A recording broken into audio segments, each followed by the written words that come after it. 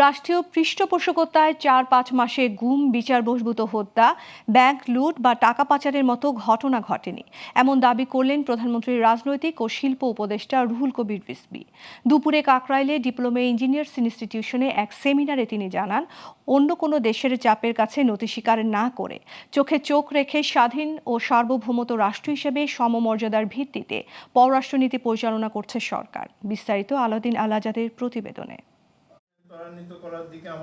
শনিবার দক্ষ মানব সম্পদ তৈরিতে কারিগরি স্কুল ও মানব সম্পদের ভূমিকা, সম্ভাবনা ও সমস্যার বিষয়ে সেমিনারের আয়োজন করে বাংলাদেশ সরকারি টেকনিক্যাল স্কুল ও কলেজ শিক্ষক সমিতি। এতে প্রধান অতিথি ছিলেন প্রধানমন্ত্রী রাজনৈতিক ও শিল্প উপদেষ্টা রুহুল কবির রিজভী। তিনি বলেন, সরকার বিদেশি শক্তির চাপে নত না হয়ে সমমর্যাদার ভিত্তিতে পররাষ্ট্রনীতি পরিচালনা করছে। পাশাপাশি চোখে চোখ রেখে স্বাধীন ও সার্বভৌম রাষ্ট্র হিসেবে সমমর্যাদার ভিত্তিতে চলতে চায় সরকার।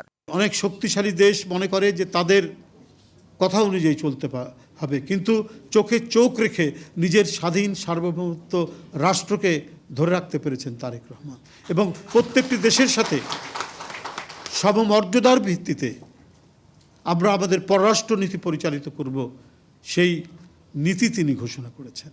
তার দাবি, বর্তমান প্রধানমন্ত্রী তারেক রহমানের সরকারের আমলে রাষ্ট্রীয় পৃষ্ঠপোষকতায় গুম, বিচার বহির্ভূত হত্যাকাণ্ডের ঘটনা ঘটেনি, এমনকি ব্যাংক লুট বা টাকা পাচারও হয়নি। জনাব তারেক রহমান ক্ষমতাসীন হওয়ার পর থেকে রাষ্ট্রীয় পৃষ্ঠপোষকতায় আমরা কাউকে গুম হওয়ার কথা শুনিনি, আমরা কোনো বিচার বহির্ভূত হত্যার কথা শুনিনি, আমরা গুপ্ত হত্যার কথা শুনিনি, আমরা টাকা পাচারের কথা শুনিনি, আমরা ব্যাংক লুট করার কথা শুনিনি। বিশ্ববিদ্যালয় বা উচ্চশিক্ষার গুরুত্ব থাকলেও দেশের ভিত্তি গড়ে তুলতে হবে প্রাথমিক ও মাধ্যমিক পর্যায় থেকে কারিগরি ও বাস্তবমুখী শিক্ষা প্রসারের মাধ্যমে বলে মন্তব্য করেন রুহুল কবির রিজভী। আমাদের নিজের জাতিকে যদি আমরা একটা গড় কারিগরি শিক্ষার উপর দাঁড় করাতে না পারি। আলাউদ্দিন আল আজাদ, গ্লোবাল টেলিভিশন, ঢাকা।